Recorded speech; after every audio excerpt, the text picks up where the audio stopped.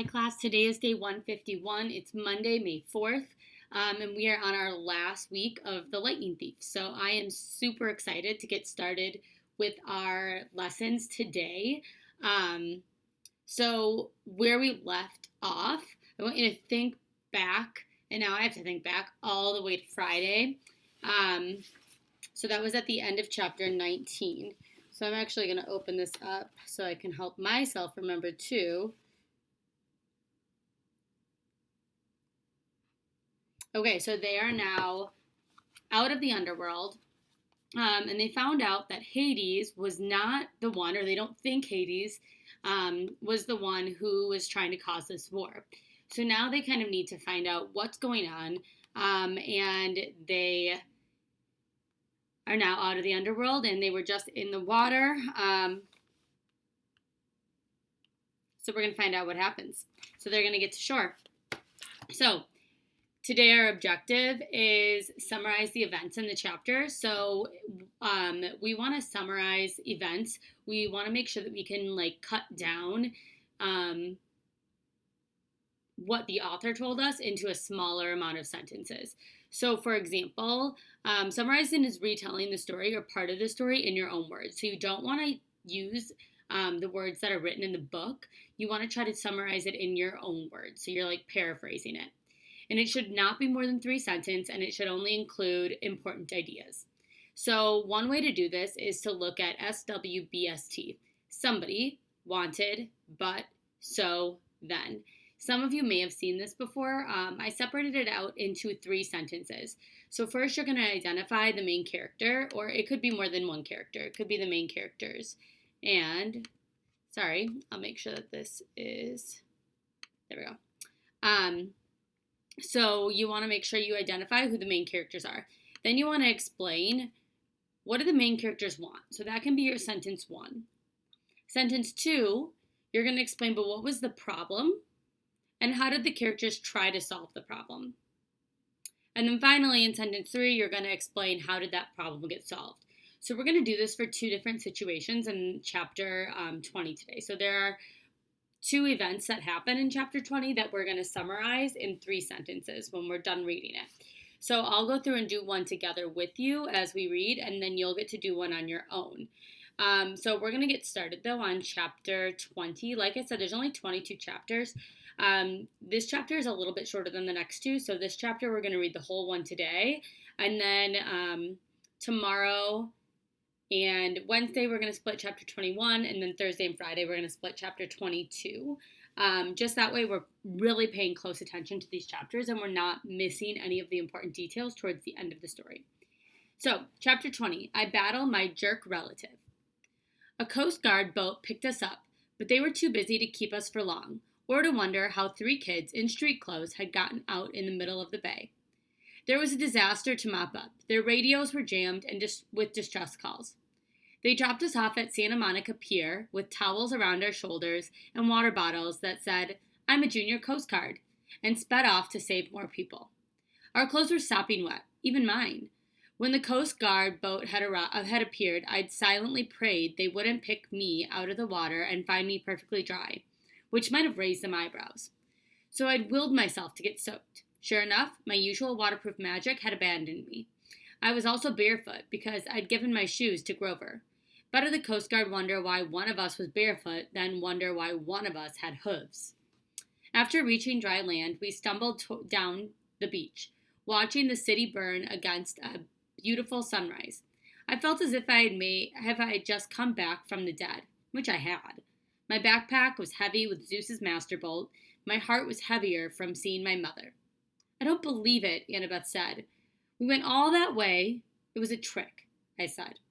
A strategy worthy of Athena. Hey, she warned. You don't get it, don't you? You get it, don't you? She dropped her eyes, her anger fading. Yeah, I get it. Well, I don't, Grover complained. Would somebody... Percy, Annabeth said. I'm sorry about your mother. I'm so sorry. I pretended not to hear her. If I talked about my mother, I was going to start crying like a little kid. The prophecy was right, I said. You shall go west and face the god who has turned. But it wasn't Hades. Hades didn't want war among the big three. Somebody else pulled off the theft.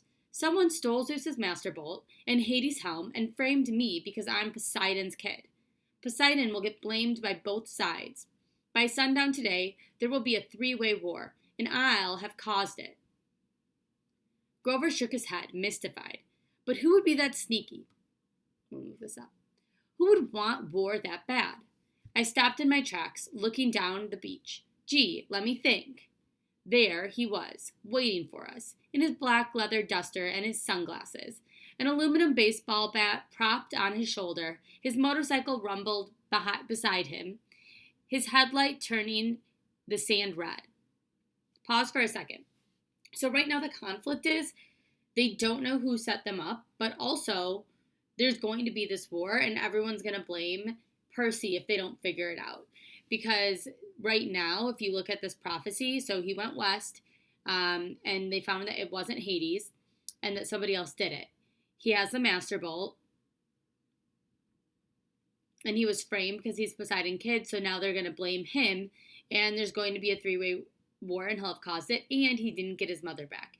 So so far he's in a predicament, and right now he needs to figure out how to solve it. So now he's running into Ares. So let's see what happens.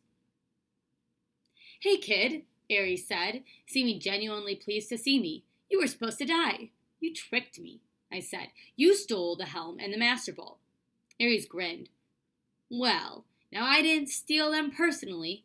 Gods taking each other's symbols of power, that's a big no-no, but you're not the only hero in the world who can run errands. Who did you use? Clarice? She was there at the winter solstice. The idea seemed to amuse him. Doesn't matter. The point is, kid, your impending war effort. See, you've got to die in the underworld. Then old Seaweed will be mad at Hades for killing you. Corpse Breast will have Zeus's Master Bolt, so Zeus will be mad at him, and Hades is still looking for this. From his pocket, he took out a ski cap, the kind a bank robber wears, and placed it between the handlebars of his bike. Immediately, the cap transformed into the elaborate bronze war helmet. The Helm of Darkness, Grover gasped. Exactly, Ares said. Now, where was I? Oh yeah. Hades will be mad at both Zeus and Poseidon because he doesn't know who took this. Pretty soon, we got a little three-way slugfest going. But they're your family, Annabeth protested. Ares shrugged. Best kind of war. Always the bloodiest. Nothing like watching your relatives fight, I always say. You gave me the backpack in Denver, I said. The Master Bolt was in there the whole time? Yes and no, Ares said. It's probably too complicated for your little mortal brain to follow, but the backpack is a Master Bolt's sheath. Just morphed a bit. The bolt is connected to it, sort of like the sword you got, kid. It always returns to your pocket, right? I wasn't sure how Ares knew about that, but I guess a god of war had to make it his business to know about weapons. Anyway, Ares continued, I tinkered with the magic a bit, so the bolt would only return to the sheath once you reach the underworld. You get close to Hades, bingo, you got mail. If you died along the way, no loss, I still had the weapon. So, who tricked him? Ares, right? So Ares is actually the one who got the Master Bolt stolen and the helm. And then he wanted him to bring it to Hades so that Hades thought that he stole it, and then that he would think that he also stole the helm, and so on and so forth. It would cause that war. So let's see what they're going to do now. But why not just keep the Master Bolt for yourself? I said. Why send it to Hades? Ares got a twitch in his jaw. For a moment, it was almost as if he were listening to another voice deep inside his head. Why didn't I? Yeah, with that kind of power. He held the transfer a second. 2 seconds. I exchanged nervous looks with Annabeth. Ares' face cleared. I didn't want the trouble. Better to have you caught red-handed holding the thing. You're lying, I said. Sending the bolt to the underworld wasn't your idea, was it? Of course it was. Smoke drifted up from his sunglasses as if they were about to catch fire. Sorry, my eye is hurting. You didn't order the theft, I guessed. Someone else sent a hero to steal the 2 items. Then, when Zeus sent you to hunt him down, you caught the thief. But you didn't turn him over to Zeus. Something convinced you to let him go. You kept the items until another hero could come along and complete the delivery. That thing in the pit is ordering you around. If you guys remember back to when they were in the underworld, inside of the pit there was that voice calling them, and Grover's feet were kind of dragging him down that way, remember? So keep that in mind. I am the god of war. I take orders from no one. I don't have dreams. I hesitated. Who said anything about dreams? Ares looked agitated, but he tried to cover it with a smirk. Let's get back to the problem at hand, kid. You're alive. I can't have you taking that bolt to Olympus. You just might get those hard-headed idiots to listen to you. So I've got to kill you. Nothing personal. He snapped his fingers. The sand exploded at his feet, and out charged a wild boar, even larger and uglier than the one whose head hung above the door in cabin 7 at Camp Half-Blood. The beast pawed the sand, glaring at me with his beady eyes as it lowered razor-sharp tusks and waited for the command to kill. I stepped into the surf. Fight me yourself, Ares. He laughed, but I heard a little edge to his laughter, an uneasiness. You've only got one talent, kid, running away. You ran away from Chimera, you ran away from the underworld. You don't have what it takes. Scared? In your adolescent dreams, but his sunglasses were starting to melt from the heat of his eyes. No direct involvement. Sorry, kid. You're not at my level. Annabeth said, Percy, run! The giant boar charged, but I was done running from monsters, or Hades, or Ares, or anybody. As the boar rushed me, I uncapped my pen and sidestepped. Riptide appeared in my hands. I slashed upward. The boar's severed right tusk fell at my feet, while the disoriented animal charged into the sea. I shouted, Wave! Immediately, a wave surged up from nowhere and engulfed the boar, wrapping around it like a beast. The beast squealed once in terror, then it was gone, swallowed by the sea. I turned back to Ares. Are you going to fight me now? I asked. Or are you going to hide behind another pet? Ares' face was purple with rage. Watch it, kid. I could turn you into a cockroach, I said, or a tapeworm. Yeah, I'm sure. That'd save you from getting your godly hide whipped, wouldn't it? Flames danced along the top of his glasses. Oh man, you are really asking to be smashed into a grease spot. If I lose, turn me into anything you want. Take the bolt. If I win, the helm and the bolt are mine, and you have to go away. Ares sneered. He swung the baseball bat off his shoulders. How would you like to get smashed, classic or modern? I showed him my sword. That's cool, dead boy, he said. Classic it is. The baseball bat changed into a huge two-handed sword. The hilt was a large silver skull with a ruby in its mouth. Percy, Annabeth said. Don't do this. He's a god. He's a coward, I told her. She swallowed. Wear this, at least, for luck. She took off her necklace with her 5 years' worth of camp beads and a ring from her father and tied it around my neck. Reconciliation, she said. Athena and Poseidon together. My face felt a little warm, but I managed to smile. Thanks. And take this, Grover said. He handed me a flattened tin can that had probably been saving in his pocket for 2,000 miles. The satyrs stand behind you. Grover, I don't know what to say. He patted me on the shoulder. I stuffed the tin can in my back pocket. You all done saying your goodbyes? Ares came toward me, his black leather duster trailing behind him, his sword glinting like fire in the sunrise. I've been fighting for eternity, kid. My strength is unlimited, and I cannot die. What do you got? Pause there. So, I'm going to highlight this section right here.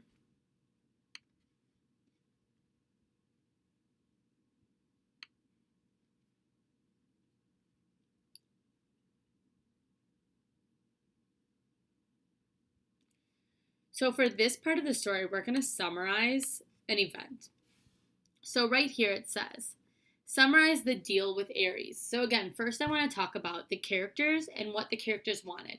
So for my first sentence, I talked about the characters and what they wanted. Ares wanted to kill Percy and deliver the Thunderbolt and Helm of Darkness to someone. So that's explaining what they wanted. Well, what Ares wanted. Ares wanted to kill Percy. Percy didn't really want anything to do with Ares. He just wanted to get past this. But Ares wanted to kill Percy. I know that because first he sent that wild boar at him, and then he asked him down here, how would you like to get smashed, classic or modern? So I know that he wants to kill him. So now, what's the problem? How do the characters try and solve the problem? So this is kind of combining the beginning here. Percy wants the Thunderbolt and Helm of Darkness to be delivered to their owners. So that's what Percy wanted, and that's part of the problem. So Percy made a deal with Ares that if he wanted to fight, he would get to keep the bolt.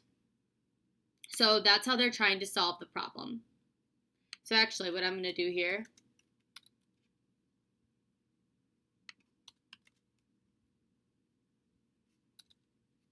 so Percy wanted the Helm of Darkness to be delivered to their owner. So Percy made a deal with Ares.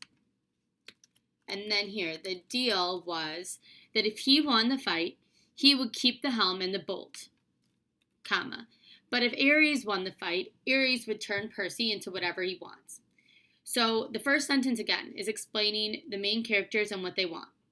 The second sentence, right here, is explaining what the problem is. So Percy wants to deliver the bolt, and the problem is, Ares wants to deliver the bolt, but the problem is Percy also wants the bolt and the Helm of Darkness.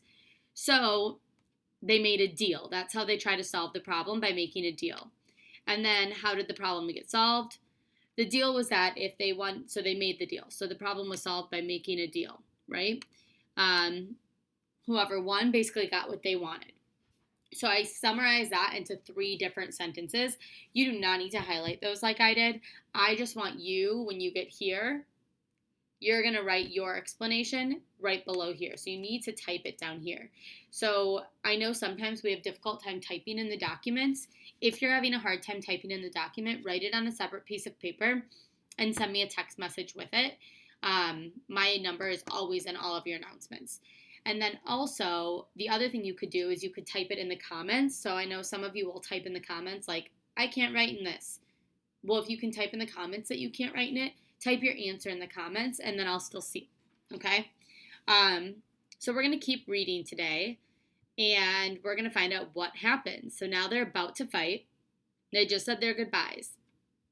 So we're down here. We have just a few pages left, and we're going to find out what happens. A smaller ego, I thought, but I said nothing. I kept my feet in the surf, backing into the water up to my ankles. I thought back to what Annabeth had said at Denver Diner so long ago. Ares has strength. That's all he has. Even strength has to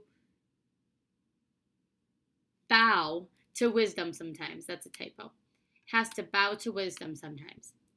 He cleaved downward at my head, but I wasn't there. My body thought for me. The water seemed to push me into the air, and I capulated over him, slashing as I came down. But Ares was just as quick. He twisted, and the strike that should have caught him directly in the spine was deflected off the end of his sword hilt. He grinned. Not bad, not bad. He slashed again, and I was forced to jump up onto dry land. I tried to sidestep to get back to the water, but Ares seemed to know what I wanted. He outmaneuvered me, pressing so hard I had to pull all my concentration on not to getting sliced into pieces. I kept backing away from the surf. I couldn't find any openings to attack. His sword had a reach several feet longer than Anaklusmos. Getting close, Luke had told me once, back in our sword class. When you've got the shorter blade, get in close. I stepped inside with a thrust, but Ares was waiting for that. He knocked my blade out of my hand and kicked me in the chest. I went airborne, 20, maybe 30 feet. I would have broken my back if I hadn't crashed into the soft sand of a dune. Percy! Annabeth yelled. Cops! I was seeing double. My chest felt like it had been hit with a battering ram, but I managed to get to my feet. I couldn't look away from Aries for fear he'd slice me in half. But out of the corner of my eye, I saw red flashing on the shoreline boulevard. Car doors were slamming. "There, officer!" somebody yelled. "See?" A gruff cop voice. "Looks like that kid on TV." "What the heck?" "That guy's armed," another cop said. "Call for backup." I rolled to one side of Aries' blade and slashed the sand. I ran for my sword, scooped it up, and launched a swipe at Aries' face, only to find my blade deflected again. Aries seemed to know exactly what I was going to do the moment before I did it. I stepped back toward the surf, forcing him to follow. "Admit it, kid," Aries said. "You got no hope. I'm just toying with you." My senses were working overtime. I now understood what Annabeth had said about ADHD, keeping you alive in battle. I was wide awake, noticing every little detail. I could see where Aries was tensing. I could tell which way he would strike. At the same time, I was aware of Annabeth and Grover, 30 feet to my left. I saw a second cop car pulling up, siren wailing. Spectators, people who had been wandering the street because of the earthquake, were starting to gather. Among the crowd, I thought I saw a few who were walking with the strange, trotting gait of disguised satyrs. There were shimmering forms of spirits, too, as if the dead had risen from Hades to watch the battle. I heard the flap of the leathery wings circling somewhere above. More sirens. I stepped farther into the water, but Aries was fast. The tip of his blade ripped my sleeve and grazed my forearm. A police on a megaphone said, "Drop the guns. Set them on the ground now." Guns? I looked at Aries' weapon, and it seemed to be flickering. Sometimes it looked like a shotgun, maybe a two-handed sword. I didn't know what the humans were seeing in my hands, but I was pretty sure it wouldn't make them like me. Aries turned to glare at our spectators, which gave me a moment to breathe. There were 5 police cars now, and a line of officers crouching behind them, pistols trained on us. "This is a private matter," Aries bellowed. "Be gone!" He swept his hand, and a wall of red flame rolled across the patrol cars. The police barely had time to dive for cover before their vehicles exploded. The crowd behind them scattered, screaming. Aries roared with laughter. "Now, little hero, let's add you to the barbecue." He slashed, I deflected his blade. I got close enough to strike, tried to fake him out with a feint, but my blow was knocked aside. The waves were hitting me in the back now. Aries was up to his thighs, wading in after me. I felt the rhythm of the sea, the waves growing larger as the tide rolled in, and suddenly I had an idea. Little waves, I thought, and the water behind me seemed to recede. I was holding back the tide by force of will, but tension was building, like a carbonation behind a cork. Aries came toward me, grinning confidently. I lowered my blade as if I were too exhausted to go on. "Wait for it," I told the sea. The pressure now was almost lifting me off my feet. Aries raised his sword. I released the tide and jumped, rocketing straight over Aries on a wave. A 6-foot wall of water smashed him full in the face, leaving him cursing and sputtering with a mouthful of seaweed. I landed behind him with a splash and feinted toward his head, as I'd done before. He turned in to raise his sword, but this time he was disoriented. He didn't anticipate the trick. I changed directions, lunged to the side, and stabbed Riptide straight down into the water, sending the point through the god's heel. That roar that followed made Hades' earthquake look like a minor event. The very sea was blasted back from Aries, leaving a wet circle of sand 50 feet wide. Icar, the golden blood of gods, followed from the gash in the war god's boot.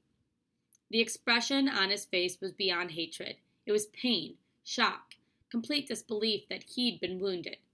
He limped toward me, muttering ancient Greek curses. Something stopped him. It was as if a cloud covered the sun, but worse. Light faded. Sound and color drained away. A cold, heavy presence passed over the beach, slowing time, dropping the temperature to freezing, and making me feel like life was hopeless. Fighting was useless. The darkness lifted. Aries looked stunned. Police cars were burning behind us. The crowd of spectators had fled. Annabeth and Grover stood on a beach in shock, watching the water flood back around Ares' feet, his glowing golden ichor dissipating in the tide. Ares lowered his sword. "You have made an enemy, godling," he told me. "You have sealed your fate. Every time you raise your blade in battle, every time you hope for success, you will feel my curse. Beware, Perseus Jackson. Beware." His body began to glow. "Percy!" Annabeth shouted. "Don't watch!" I turned away as the god Ares revealed his true immortal form. I somehow knew that if I looked, I would disintegrate into ashes. The light died. I looked back. Ares was gone. Tide rolled out to reveal Hades' bronze helm of darkness.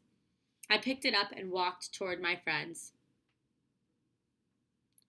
But before I got there, I heard the flapping of leathery wings. 3 evil-looking grandmothers with lace hats and fiery whips drifted down from the sky and landed in front of me.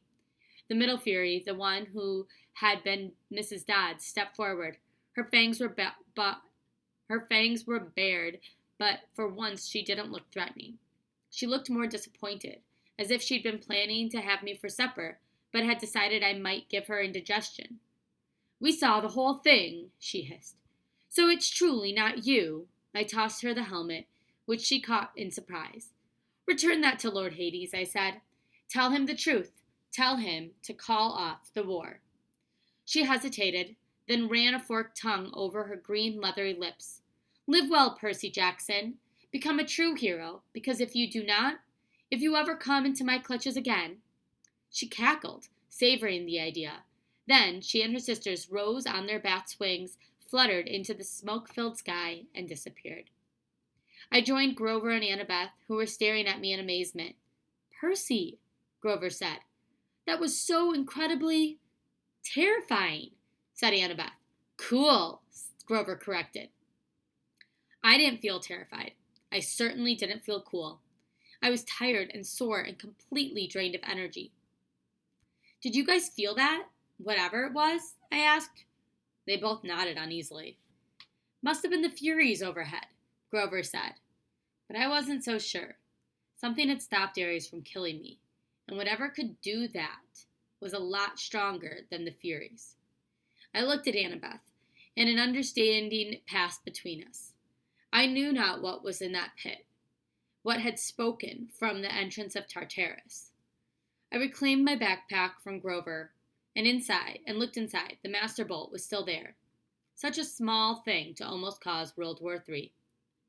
"We have to get back to New York," I said, "by tonight." "That's impossible," Annabeth said, "unless we fly," I agreed. She stared at me.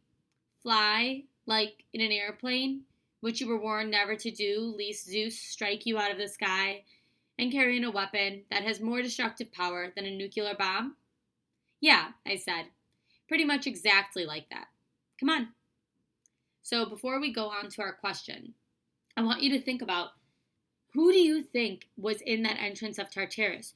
Who was talking to Ares? Because, once again, it said it here.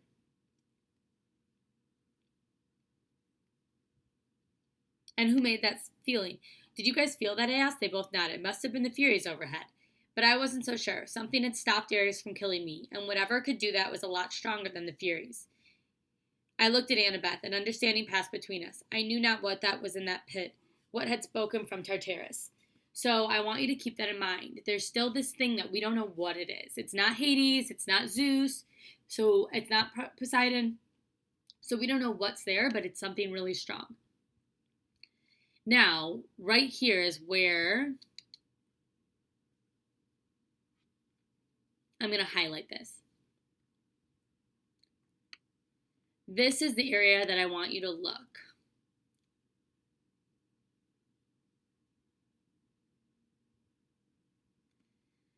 So I'm going to highlight this in orange for you. Now, this is what you're going to be summarizing. So this is a lot of sentences, and you need to figure out how to summarize that down into 3 sentences. So you're going to summarize, how was Percy able to win this fight? And I want you to make sure you type this below. You need to type this in this document. That is your assignment for today. All right, I'll talk to you tomorrow. We're going to start then the last 2 chapters. Bye.